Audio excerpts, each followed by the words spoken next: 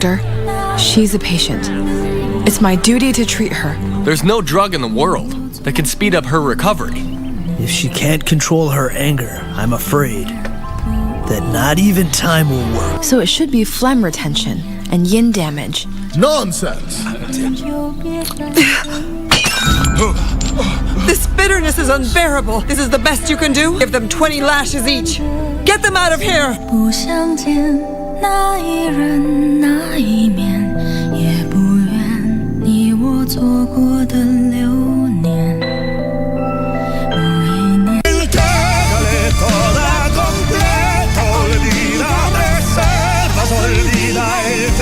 But what happened yesterday was a big mistake. Did you say that you loved and will protect Victoriano? Then do it. End your relationship with that man. Don't get involved with Emiliano because you'll regret it. You did not threaten me. Neither do you. Cassandra is the daughter of Victoriano Santos. What? Diana.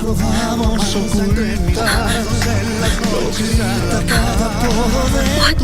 Alejandro.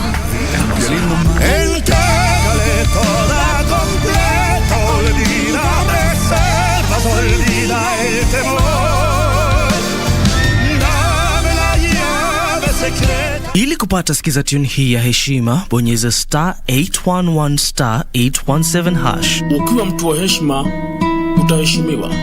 Ukiwa mtu wa kupeana, nawe utapewa. Ukiwa wewe ni wa kudharau wengine, utadharauliwa. Ukiwa wa chuki, malipo ni yale yale. Ikiwa wewe ni mtu wa haramu, vile vile itakupata tu.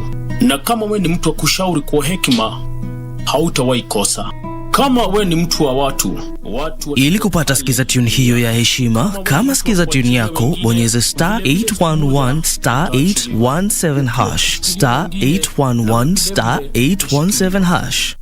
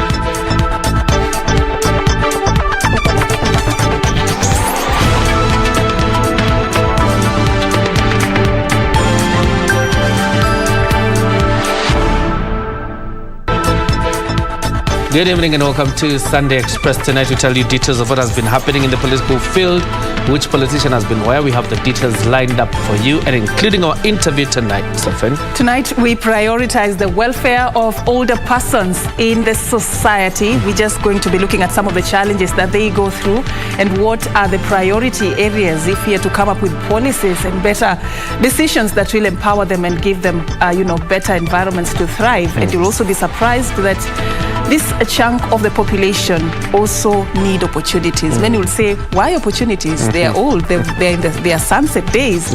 But then they also need opportunities because they have the hidden gem, the wisdom of the yesteryears. They have things that they can offer the society that we can actually benefit from. And that is what we will be discussing a little bit later with the country representative for Kenya, the Helpage International, Mr. Jude Otogo. All right, that will be coming up later. But for now, the highlights.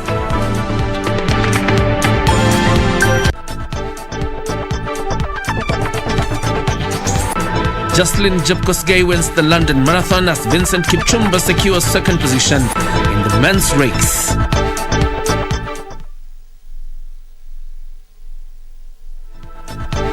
ANC leader Musalia Mudavadi dismisses political endorsements. This is early campaigns intensify. And in our interactive segment, we discuss the welfare of the elderly in the society.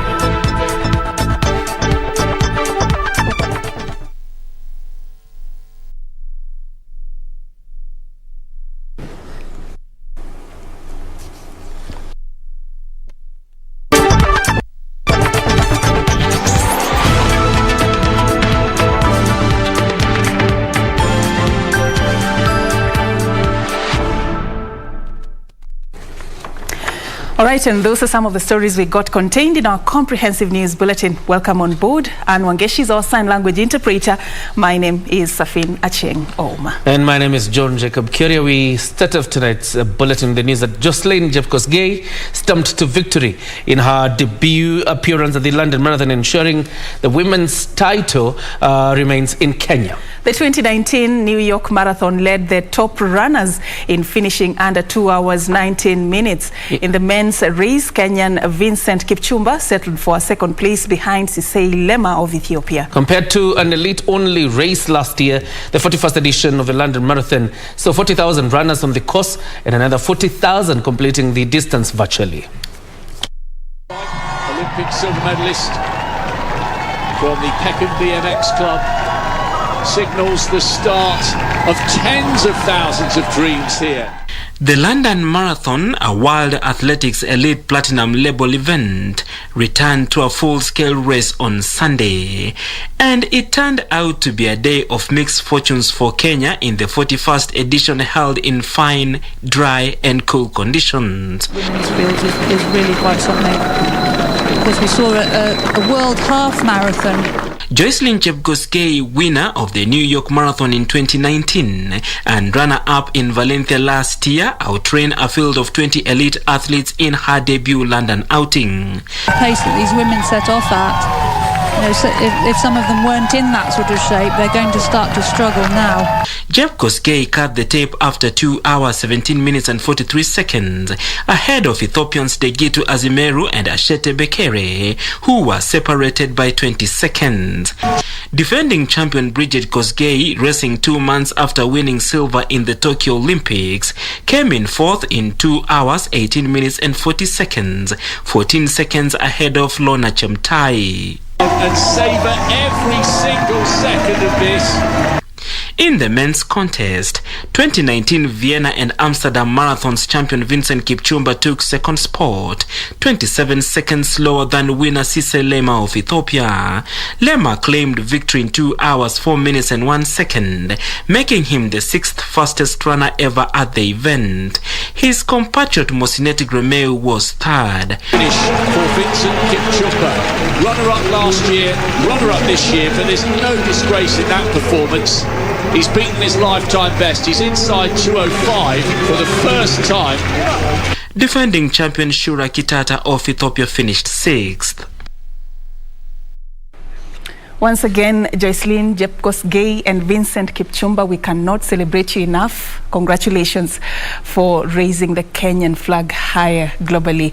We now continue with more news. Interior Cabinet Secretary Dr. Fred Matiang'i is assuring Kenyans that fuel prices will soon be reduced. Speaking in Kajiado during a funds drive for the construction of the Seventh-day Adventist Church headquarters, Dr. Matiang'i said a high-level team has been formed to address issues within the energy sector that have led to the high cost of fuel and electricity. Kenyans have in the last 2 weeks been complaining about fuel prices that are at records high. And Interior CS Dr. Fred Matiang'i is assuring that the government has been looking into the issue with the view of reducing pump prices. Na nina hakika, the price of fuel will not only come down, but even the bills we are paying for electricity, we are going to work hard to ensure that they come down also. While advising nomads to be selling off their huts during droughts, the Interior CS said the government is spending 2 billion shillings in responding to those affected by the drought, which has been declared a national disaster. As government, we will do our best to ensure that we alleviate the suffering of our people. But we want to ask our leaders, please, let us also help our people to understand some very basic things. Ikiwa drought kama hii, do not overstock. Uza ng'ombe kidogo, utanunua wakati mvua itakuja. He was speaking during a funds drive for construction of Seventh-day Adventist Church headquarters that will also have a school and hospital in Kajiado County, which was also attended by, among other CSS, Eugene Wamalwa and Joe Musheru. We want to see guidance from the church also. Leaders wakimobilize voter registration, churches should also play a part. Lakini pia watume hawa youths wetu wawe mabalozi wa amani. The peace we are enjoying is partly through the handshake. And so as we come to make our decisions in 2022, let's make them in an informed way. For Sunday Express, I'm Ruth Wamboy. Let's head over to the North Eastern ODM leader. Raila Odinga has promised to revive the ailing livestock sector if elected Kenya's next president in the 2022 general election. Speaking Sunday as he kicked off his tour of North Eastern region, Raila said streamlining the livestock sector would offer a solution to the perennial food insecurity for pastoralist communities. ODM leader Raila Odinga was on a charm offensive in Garissa on Sunday.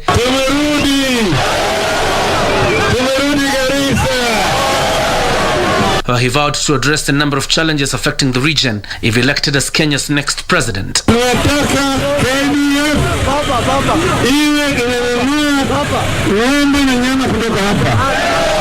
Raila pledged to address the teacher crisis in the northeastern region once and for all that has been a thorn in the flesh for learners.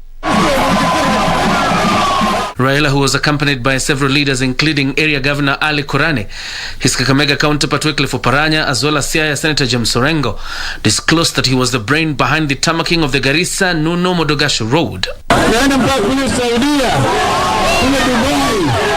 He said the top on his agenda, if elected, will be the completion of stalled road projects in the area. The former premier is expected to address a delegates meeting to be attended by leaders from Garissa, Wajir, Isiolo, Marsabit and Mandera on Monday.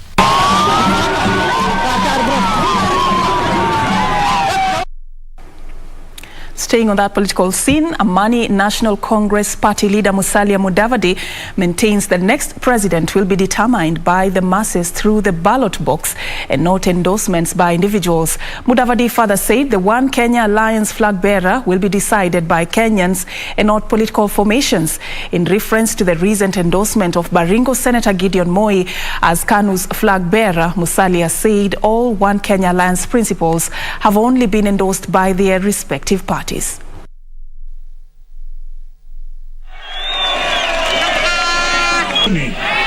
ANC uchumi bora, bas hiyo ndio ishara ya ANC. Tunaelewana? Kile ambacho kilifanyika ni kwamba chama chake kilikuwa kinampatia heshima awe presidential candidate. ANC pia tayari ilikuwa imefanya hivyo kwanza. Kwa hivyo sisi kwa pale ilikuwa in solidarity na mheshimiwa Gideon wa KANU. Sio kusema kwamba huo ndio uamuzi wa One Kenya. Wale vijana ambao wamehitimu sasa, wale wa miaka 18, tungependa wapate nafasi, wasajiliwe, wapige kura, kwa sababu kura yao itakuwa na maana sana mwaka ujao wakiamua wanataka viongozi wa aina gani. Sisi kwa pale ilikuwa in solidarity na mheshimiwa Gideon wa KANU. Sio kusema kwamba huo ndio uamuzi wa One Kenya. Speaking when he attended a church service and the wedding ceremony of Amani National Congress Party Nairobi branch chairman Brian Mulama at the Redeemed Gospel Church Buruburu, Musalia Mudavadi called on Kenyans to remain peaceful and make wise decisions at the ballot come 2022. Musalia at the same time urged youths to take advantage of the voter registration window to enlist so that they can exercise their democratic right come next year. Wale vijana ambao wamehitimu sasa, wale wa miaka 18, tungependa wapate nafasi, wasajiliwe, wapige kura, kwa sababu kura yao itakuwa na maana sana mwaka ujao. The same call to the youth was made by Orange Democratic Movement presidential hopeful Jimmy Wanjigi, who attended Sunday service at Makupa PCEA Church in Mombasa County. Wanjigi maintaining he's not ready to drop his presidential ambition for anyone until ODM delegates pick their preferred flag bearer. The young people of this country are going to be about 70% of the vote. Register, register, register. It is important that we are transparent in these elections. The whole country is looking at what ODM does. And ODM has a responsibility as one of the oldest standing parties in this republic to show the country that it is democratic. And the Independent Electoral and Boundaries Commission will officially kickstart the enhanced continuous voter registration exercise on Monday. The 45 days exercise is targeting to register over 6 million new voters, majority being youth who have attained the age of 18 years. Now, still in politics, Deputy President William Ruto is urging the church not to look not to lock out politicians, saying they not only need spiritual nourishment, but also support. Ruto, who spent the day in Kisii County, he attended 2 separate church services, used Bible verses to deliver politically loaded messages, which called for sobriety in politics to promote peace, cohesion, and empowering of Kenyans economically. Ama wakitendawili. Hebu nione watu wa UDA, watu wa UDA, watu wa UDA, watu wa UDA. Kisii County on Sunday played host to Deputy President William Ruto, who attended service in 2 churches. The first was Mass at St. Denis Kenyenya Catholic Church in Bomachoge, Borabu. Thereafter, he joined congregants at Deliverance Church International, Kitutu Central. It is also my contribution on evangelism. I am evangelizing the people in my corner. So when you see them come to church, please receive them and preach the word of God to them. It's the only opportunity you have to show them God. In respecting calls by a section of the clergy to keep politics off the pulpit, Ruto delivered a message inspired by the gospel. In fact, Paul says there are even those who preach the word of God out of pretense. But he doesn't begrudge them. He says, so long as the word of God is being preached, wacha neno la Mungu liendelee. Hata kama mtu amekuja kanisani hapo akitegea siasa, wacha tu akuje, atapatana na neno la Mungu. The Deputy President quoting scripture to emphasize the importance of peace and unity and how his bottom-up approach works. He raises the poor out of the dust and lifts the needy out of the ash heap. And it goes on to say that he may sit him with princes. And in fact, in another fashion, it says he sits them with kings and princes. That is the meaning of bottom-up, good people. Kila mtu ako na nafasi ya kuendesha biashara yake. Later, accompanied by a section of leaders from the region, he opened an office block of the Bomachoge Church Constituency Development Funds and addressed wananchi in Kenyenya, Mogonga, Tendere, Ogembo, Ikoba, Tabaka, Nyachenge and Suneka markets in Kisii County. Kamchemenza for Sunday Express. Thank you, Kamche. Away from that political sermon to now matters COVID-19. The COVID-19 positivity rate dropped to 2.7% on Sunday after 91 people tested positive for the disease from 3,435 samples screened in the last 24 hours. The total confirmed positive cases now stand at 250,114. So far, 5,140 people have succumbed to COVID-19 after 9 late deaths were reported from facility record audits in the months of July, August and October 2021. Between Saturday and Sunday, 308 patients recovered from the deadly disease, pushing the cumulative recoveries to 242,535. Data from the Johns Hopkins University shows that more than 234.7 million cases and over 4.79 million deaths have been reported reported globally. Meanwhile, the government on Sunday received the final consignment of the 2.2 million special syringes to be used for Pfizer vaccines in the country. Now, across the counties, an organization in Kakamega County has started an initiative to mobilize communities to form disaster management clubs to respond to emergencies. The initiative is set to empower locals on quick action in case of an emergency. Here are the details of this and other stories in our county news roundup. Professionals and experts in Disaster Management Volunteers Association of Kenya in Kakamega are encouraging and supporting community members to form clubs comprising 60 people with the aim of swift response to emergencies within their locality.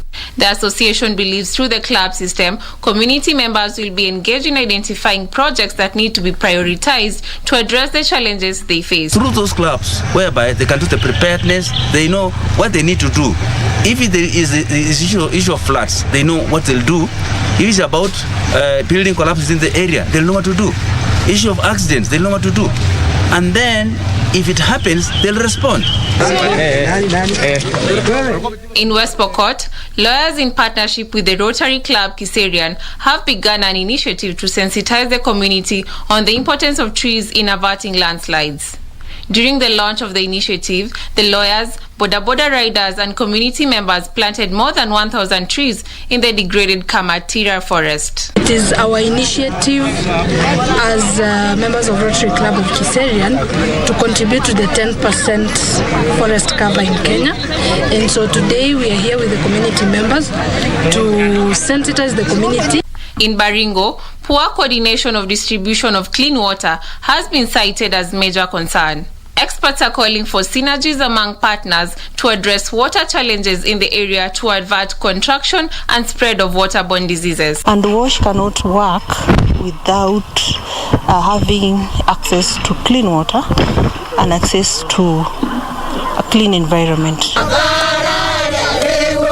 In Muranga, Ahadi Kenya Trust boss Stanley Kamau is urging the government to provide free legal services to widows in the country. Kamau says most widows lack the know-how on the process and end up losing their property. What I want to appeal to the government and also the county government is to see whether we can have legal officers, especially from the government or even the law side of Kenya, some legal experts who can be able to guide the widows on the issues of succession and the issues of inheritance. In Makueni, a family in Kilome is appealing to well-wishers to help raise 1 million shillings for their kin who requires urgent surgery at the Kenyatta National Hospital to save her life. Magdalene Mutindi was diagnosed with breast cancer last year and her medical bills have exhausted her family's finances. Kenyatta walikuwa wanahitaji 300, hiyo ni ya surgery peke yake. Sasa chemotherapy ilikuwa kando, radiotherapy ilikuwa kando, immunotherapy zilikuwa kando. Sasa hiyo ilikuwa tu ni ya surgery peke yake. Ilikuwa inakuja around 1 am.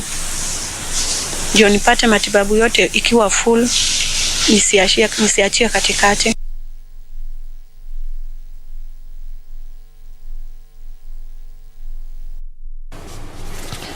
Well, it's time for us to take our very first breather on Sunday Express. But before we do, a reminder of our interview tonight. The focus is on old people. Yes, older persons in the society. We just marked the International Day of Older Persons on the 1st of October.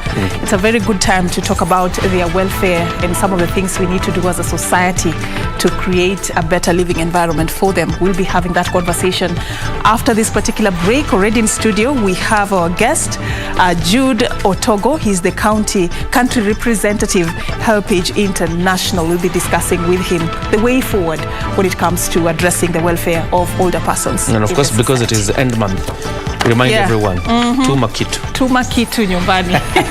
Not just tuma kitu. Actually, one of the biggest challenges is that neglect kuachwa. You know, eat a beer, sending money. Tuma once in a while, wewe pia panda gari, head, go spend time with them. We'll be coming back with that and much more after the break, so stay with us.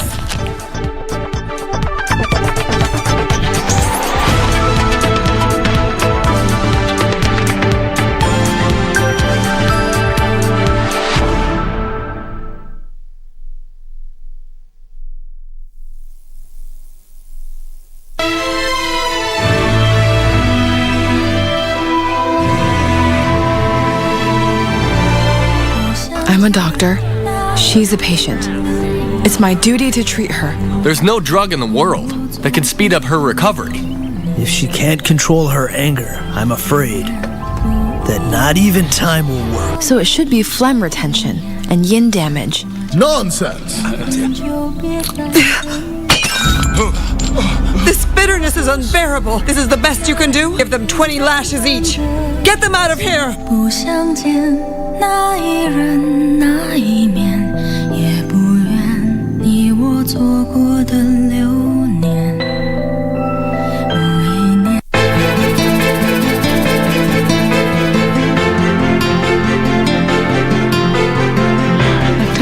Anaendelea vipi? Naweza kwambia endelee vibaya. At least you're in hospital in time. Mama mimi sikuacha kazi. Ilikuwa nimetoka off. Bila ruhusa yangu. Wataka niseme nini wewe? Kwani ulikuwa wataka afe? Bado hujatosheka na ulichokifanya? Babe, tell me.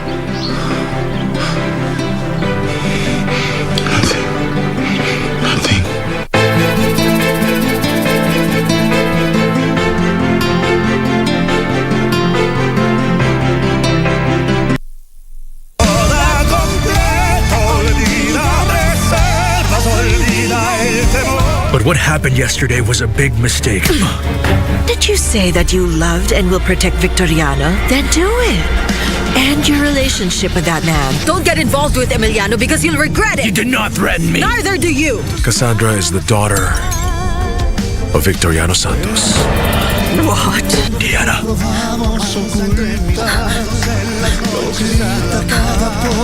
What? Alejandro. Toda completo, olvida reservas, olvida el temor. Dame la llave secreta.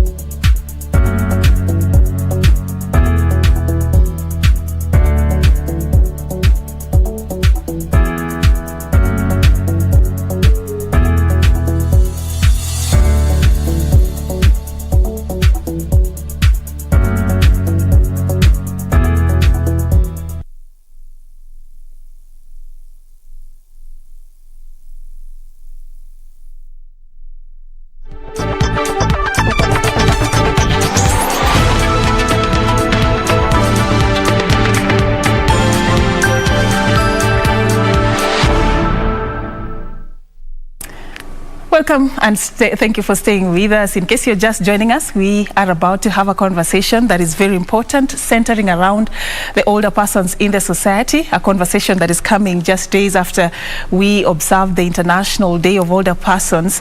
And we just want to better understand how we can be there for them and also tap into what they have to offer, because there is a lot, as my guest will be letting us know. His name is Jude Otogo. Jude is the country representative for Helpage International Kenya. Thank you so much for creating time for us, Jude. Thank you for having me. Yes, perhaps a good place to start would be for us to understand what is your mandate as Helpage International? Well, Helpage International is a secretariat to a number of organizations globally, slightly more than 150 organizations that work with older persons to advance their rights and well-being.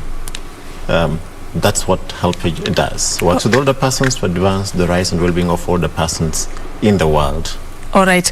It's good that we have you today, because we just want to sink into their world and to understand how we can be there for them in a better, way to improve how we have been treating them in the past. And let's begin by understanding, when we talk about older persons, what percentage or what numbers do they occupy when it comes to if you look at the demographic, what percentage do they account for as older people?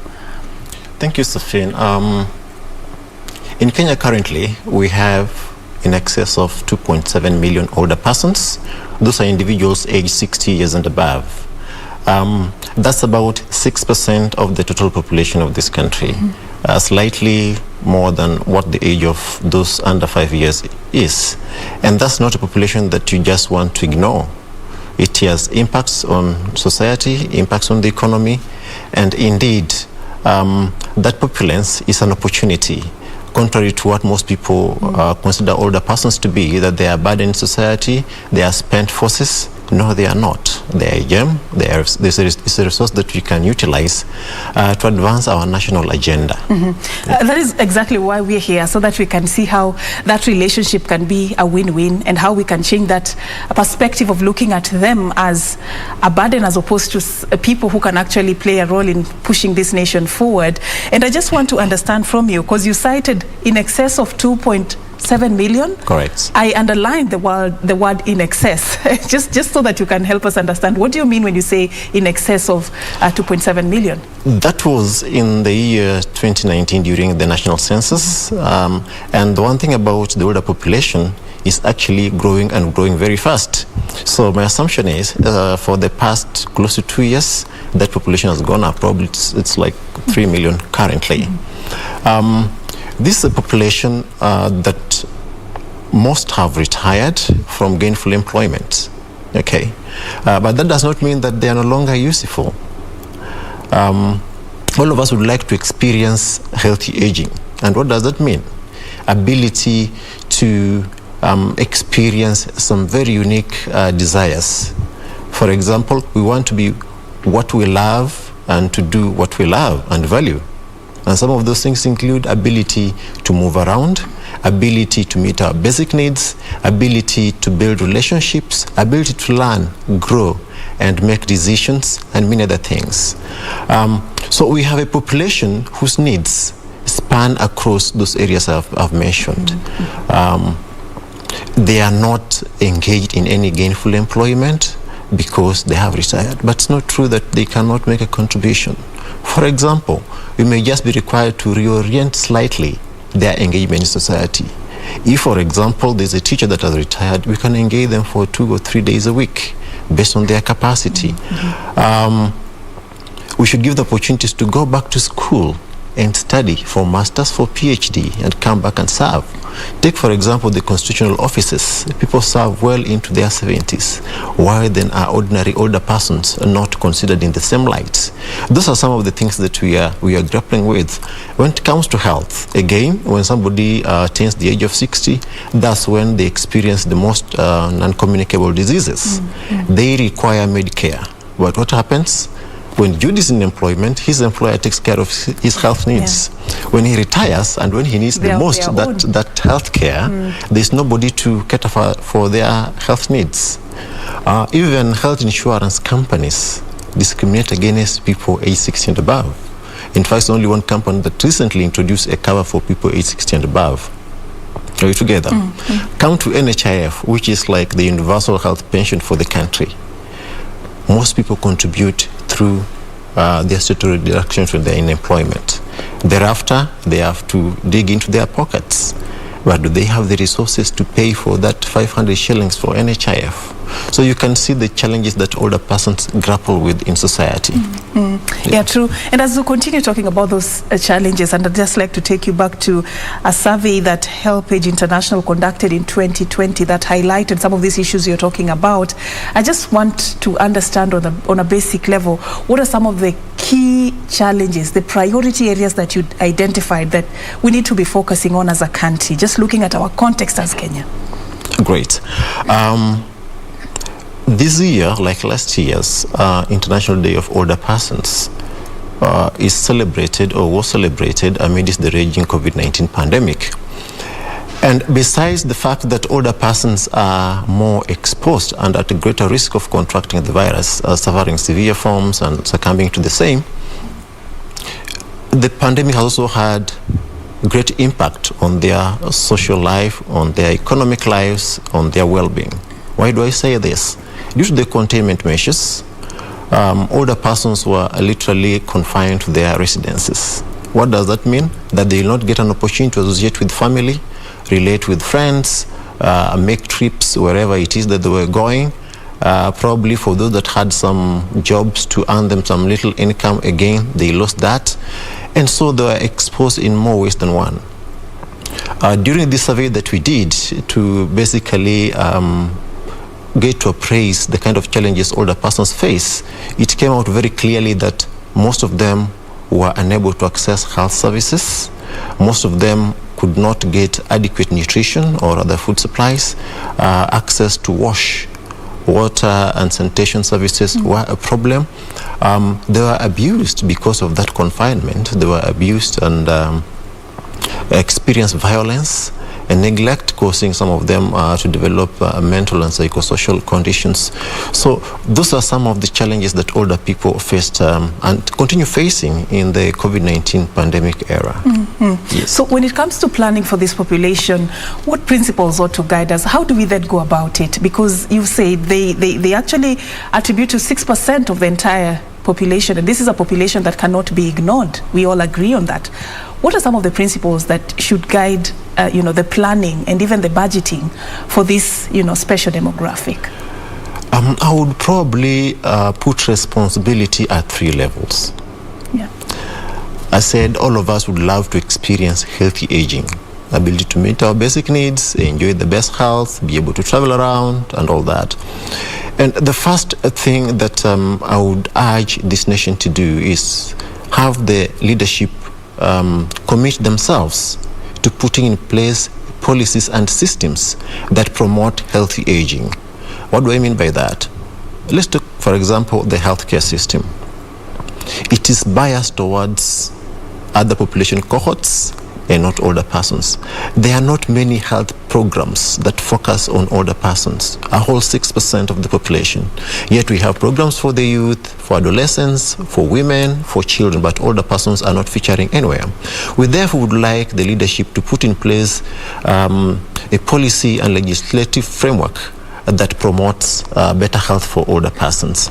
Secondly, I mentioned that they need to meet their basic needs for health, for food, for shelter, for clothing and all that. But how do they meet their needs if they do not have a sustainable source of income? Thanks to our president, at least 70-year-olds and above have access to the universal pension. Excellent. What happens to those that are aged between 60 and 69, that have retired, that are not on any pension? Can we have some social protection mechanisms in place? Let the national government have that in place. Let the county governments have that in place. So then older persons live some kind of dignified life. The other thing that the leadership could do is put in place laws that outlaw ageism, where ageism means prejudice, discrimination, and stereotyping based on age. For example, somebody would say older persons are a burden, they are slow. That's ageism. Actually, it's like discriminating them simply because they are old. They are not any different from you and I. The only difference is that they're a bit advanced in age. That is for the leadership. When it comes to society, let's interact with older persons. Let's help them relate. Let's help them to have self-esteem. Let's not discriminate against them. Okay? Let's not be prejudicial to them. That's what the society can do. And for the individual older persons, there are those decisions that we take, that we make. We call them healthy lifestyles. Taking a walk in the evening, doing some housework, forming a group with other older persons, and just having psychosocial support amongst themselves. So those are the 3 levels that we need to address when it comes to older persons experience healthy aging. It's really about having an environment that's facilitative of healthy aging. And when I talk of environment here, I'm not just talking of the physical or the built environment. Relationships is a social environment. We need a police environment, a political environment that's all supportive of the health and the well-being of older persons. All right. I just want to quote, part of, the speech you had when we were marking the International Day of Older Persons, and probably on something you said, and this is something that I quote from your speech. Older persons have a wealth of knowledge and experience and should therefore remain integrated in the society, participate in policy formulation and implementation, but also impart this intellectual wealth to younger generations. How much of this is happening though? And how do we leverage in this gem that we've been talking about? Because clearly from what you're saying, there's a hidden gem in this demographic. how much of it are we tapping, and how do we, make this practical? Serfine, if we are tapping anything at all, it must be very little. Yeah. The truth is, we have not engaged all the persons and drawn from that wealth of experience, of knowledge. The best would be to have intergeneration programming, where we have forums of youth or the younger people interacting or intersecting with older persons, with the younger people mentoring older persons, for example, in an area of technology, digital technology. Very important. Let's engage the younger people to mentor older persons on that, and the older persons to mentor younger people on areas that they have gone through life. So far, there isn't that plan in place. There isn't such a program, and we have deliberately go out and find areas of possible intersections between the younger generation and the older generation. Now that I talked about reverse mentorship, maybe I could also just mention about technology. Currently, the world is really living or riding on digital revolution. Everything literally happens on the basis of technological advances. We do transactions through the phone, through the internet. We do our meetings virtually. Even health, we have mHealth and eHealth. People consult virtually. They order for their medicines and receive using technological applications. But where are older people in all that? Good question. And as you continue, it's good to also point out that formed the basis of the theme for this year's International Day of Older Persons, digital equity for all ages. I find that theme really inspiring, because most of the time when you talk about older persons in the society and going digital, you disconnect these two things because you feel maybe they may not be conversant with what is happening in the digital world. So you asked a very important question, and I want you to just tell us, how then do we go about it? Where are the older persons when we are talking about going digital? Thank you. I still want to emphasize the importance of, one, having appropriate or supportive policies. Does this country have a policy on technology that brings in the older person? I don't think so. Do counties, because they are independent governments, have policies in place? But having said that, can we even at the community level, as society, organize opportunities for older persons to use as simple things as the phone? Some older person can barely do a transaction on their phone. Is it that they can't learn? No, they can learn, just like the younger people. Why do they have to give their phones to a younger person to go and withdraw cash for them? Why do they have to be taken to the bank to go and withdraw the 4,000 shillings that government has given them? Why can't they do mobile banking and don't suffer the trouble of having to travel, which puts them at risk actually? So there is a lot that society can do. There is a lot that the leadership can do at the national and the county or the subnational government levels. All right. I just want to understand about, how do we, in terms of your recommendations on this particular study that you conducted as an organization, what were some of the policy gaps that probably you identified, and were there ways in which you could seal them as a country, looking at the policies we've had when it comes to the welfare of older persons? Was there something that touched on that in your survey? We can only infer from our findings and make recommendations to the leadership of the country, to the leadership of the counties, and to society. We have the African Union Protocol on the Rights of the Older Persons. It's a very comprehensive and elaborate document that outlines various areas of need for older persons, from long-term care, health, livelihoods, social protection, safety, name it, everything is in that document. It's currently, I think, with our National Assembly, in passing that document and domesticating it into law in Kenya. We shall have provided a ground for addressing most of those things, because that's where policy is hinged. That's where legislation is hinged. So my appeal is to the concerned, which is the legislator. Let's have the African Union Protocol approved and then bring it back home and domesticate. That's one. Two, as I mentioned, of course, leadership plays a very major role. That commitment to the rights, the needs of older persons, very key. And for society, one of the things that is really causing all these issues is ageism, what are described as stereotyping, prejudice, and discrimination on the basis of age. Let's start thinking differently about older persons. Let's start acting differently towards older persons. That way, we shall have a society that experiences healthy aging, able to meet their needs.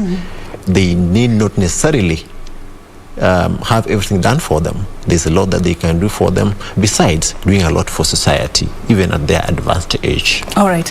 I want us to look at something here. When we are talking about the welfare of children, there are cases we've had in the past where if, as just a concerned party, and you see a family mistreating a child, it could be a child with disability or just an ordinary child, you can actually even report on behalf of that particular child and something is done.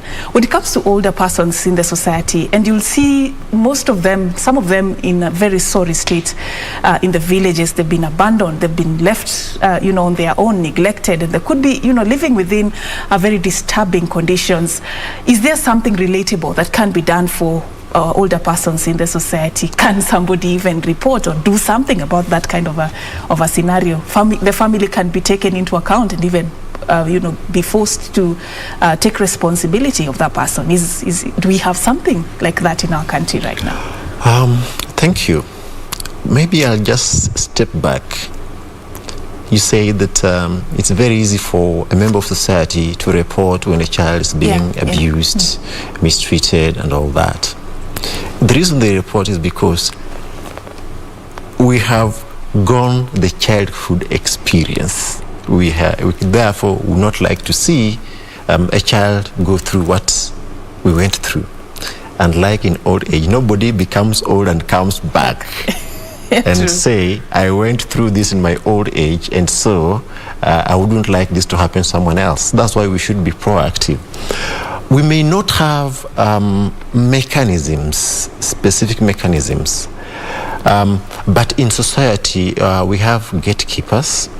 In some communities, we have what we call beneficiary welfare committees, especially where we have programs for cash transfers and other social protection programs. But besides that, we have our safety and security apparatus.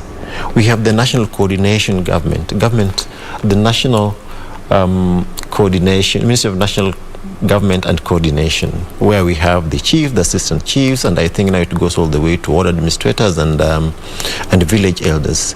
Those should actually be the persons, the focal point persons that should ensure that no person, irrespective of their age, suffers in form of neglect, abuse, or violence at all. So, yeah. But as a stakeholder in this, what would you advise families when it comes to taking care of they could be having a senior citizen among them? What should they do? Things have changed. Yeah. Previously, it would be very easy to have a member of the family, a daughter, a son, taking care of the older persons, a grandchild. But today, and this would always be either women or girls.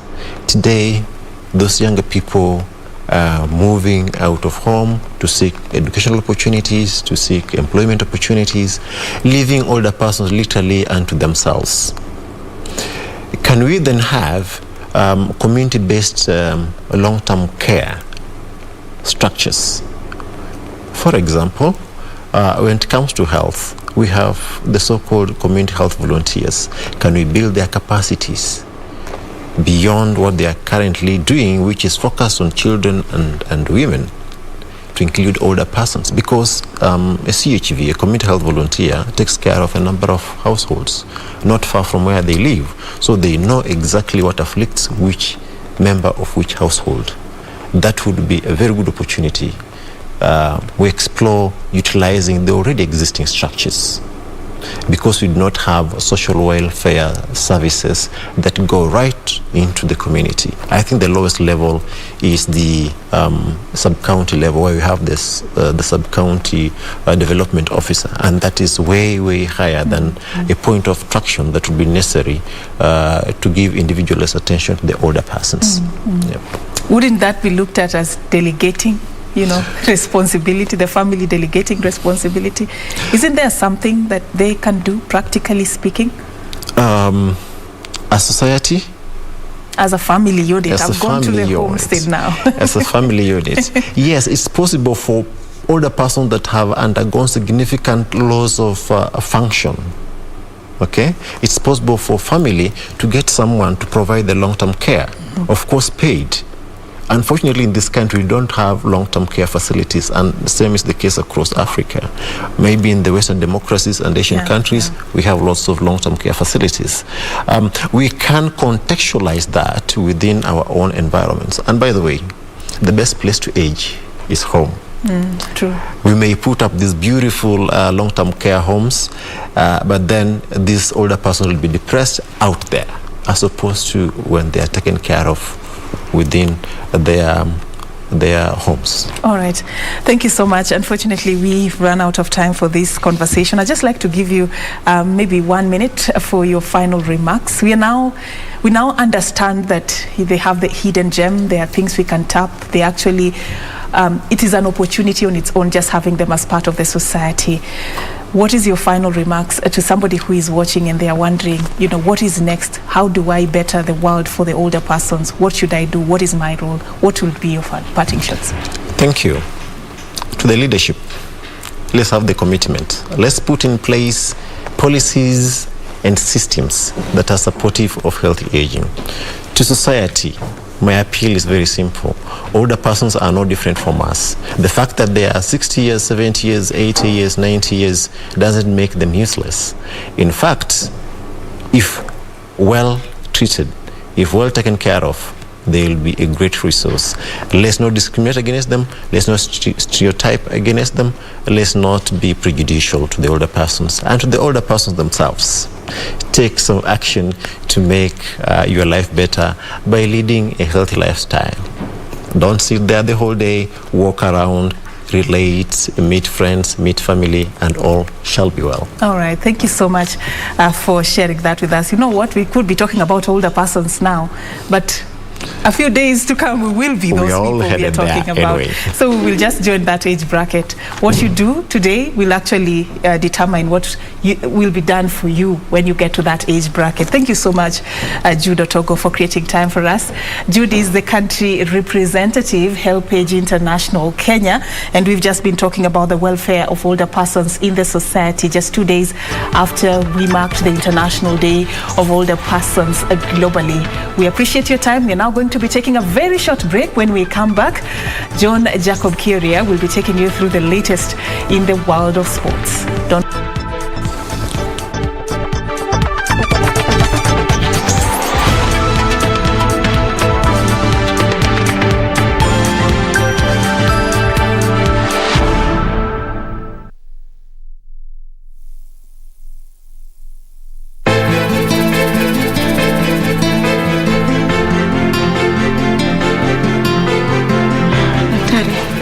vipi? Kwanza kwambia endelee vibaya. At least you're in hospital in time. Mama mimi sikuacha kazi.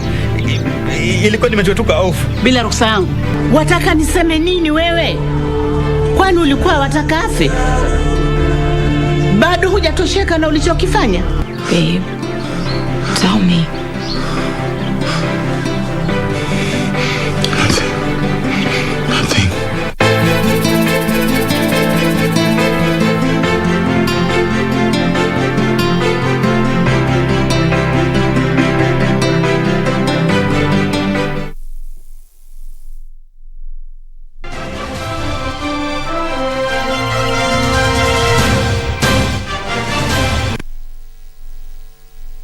All right, time for us to do sports now. An Olympic 10,000 meter silver medalist Kalkidan Gezahegne today won the Giants Geneva 10-kilometer race in 29 minutes and 38 seconds, breaking the world record by 5 seconds. The 30-year-old from Bahrain, contesting just the fourth road race of her career, had a 5-second lead over Kenyan duo Serfine and Agnes Tirop before taking 5 seconds off. JOYCILINE JEPKOSGEI's world record set in Prague in 2017.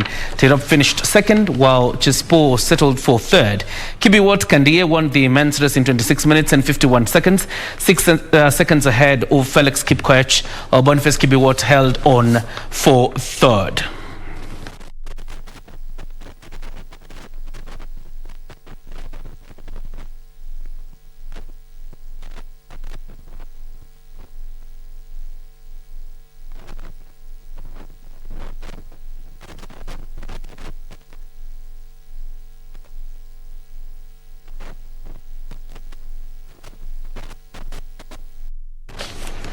And our defending champion Sahib Omar celebrated his 35th birthday with victory in the KCB NANYUKI AUTOCROSS 7, which culminated at the Batian Veu racetrack today.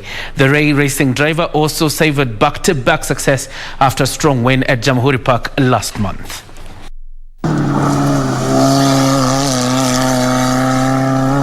Defending champion Sahib Omar today won the KCB NANYUKI AUTOCROSS 7. Omar had his campaign effectively sewn up when his closest race adversary Eric Bengi failed to match his hit times. The NANYUKI victory went down as Sahib's third of the season after his previous two at Jamhuri Park racetrack in Nairobi. Driving a Subaru Impreza GC8, Sahib ran quickest in the early morning practice loop, in which he beat Bengi by 3 milliseconds. Sahib was 2 seconds faster than Bengi in the second heat and again 5 milliseconds quicker than him in the penultimate heat. Sahib also bagged 2 championship bonus points after setting the fastest time of the day in the second heat, which he cleared in 1 minute 54.72 seconds. The four-wheel drive log leader Lovjet Singh failed in his bid to fight the top two after he suffered a few gremlins. Yuvraj Rajput emerged the winner in the Bambino class, beating round 6 winner Karanveer Singh. Hamza Anwar won the open class by beating his dad Asad Anwar. Sam Karangatha registered his third of the season in the two-wheel drive non-turbo car class, beating his rival Rajveer Tethi. And now the battle for top honors in the Kenya Hockey 5-a-side tournament continued to intensify at City Park, Nairobi. Blazers registered the highest score in the preliminary round after ruthlessly hammering Sliders 8-0. The Kenya Hockey 5-a-side tournament entered its second day in Nairobi. Blazers showed a splendid performance by ruthlessly smashing Sliders by 8-0. Kenya Police narrowly beat Strathmore 4-3, while Wazalendo lost 9-1 against Strathmore. Jaguars women team beat Strathmore 4-1 before claiming a 7-1 win over Wazalendo. The tournament, which has attracted 7 men's and women teams, was used to prepare teams for resumption of top-tier leagues. COVID really disrupted our activities and our plans. We wanted to interchange league, Hockey 5's league, normal 11, and then Hockey 5's. Now that we were disrupted, we had to think outside the box, and we decided to start with this. And hopefully going forward next year, we'll be having at least one league, the full league of 11-11, and then in between we'll have this as one of the tournaments. The union had suspended its sporting activities after the outbreak of COVID-19 and is in process of finalizing its return to play protocols. Frederick Muki for Sunday Express. Zimbabwe's Tafara Mpofu grabbed 2 shots lead as the 2021 Safari Tour Season 4 second leg got underway at the tough-playing VetLab Sports Club course on Sunday. The second round, which will decide the top 20 who will proceed to Money List, is set for tomorrow. 24-year-old Tafara Mpofu from Chapman Golf Club in Harare shot 3 under par 69, a round that included 4 birdies and a bogey at the front 9 and only a birdie and a single bogey at the back 9 to take the lead as the 2021 Safari Tour Season 4 second leg got underway at the Vet Lab Sports Club course on Sunday. Following Mpofu in tying second with 1 under par 71 was another Zimbabwean Robson Chinhoi and Muthaigas Nelson Mundanyi. Chinhoi bogeyed the par 3rd, then picked up birdies from 5th to 8th. He, however, started the back 9 badly, dropping shots on 10th and 11th. He recovered then on the 14th and 15th, but picked up double bogey 6 at the home green for 2 over back 9 to tie with Mundanyi, who played a neat bogey-free round which had 17 pars and 1 birdie, holed at the par 5 7th hole. Home pro Matthew Omondi, who missed the first leg at Sigona last week, shot 1 over par 73 to stay closely with the leaders. The second round, which will decide the top 20 who will proceed to money list, is set for tomorrow. And Frenchman Sebastian Ogiel missed out on winning his 8th title after finishing 5th at the Rally Finland, which ended today. The weekend belonged to Welshman Alfyn Evans, who won in Finland ahead of Estonian Otainak and Irishman Craig Breen, who were 2nd and 3rd respectively. And of course, let's focus on international football right now. And a match that ended hours ago between Liverpool and Man City ended up being a draw, a 2-2 draw. That means Chelsea is still firmly on top of the table of English Premier League. But now, Paris Saint-Germain's 100% start in French League One was ended by Rennes as Lionel Messi suffered his first defeat since arriving at the club. The hosts scored 2 quick goals either side of halftime through Geteten Laborde and Flavien Tait. Mauricio Pochettino's side did not have a single shot on target despite Messi, Neymar and Kylian Mbappe all starting.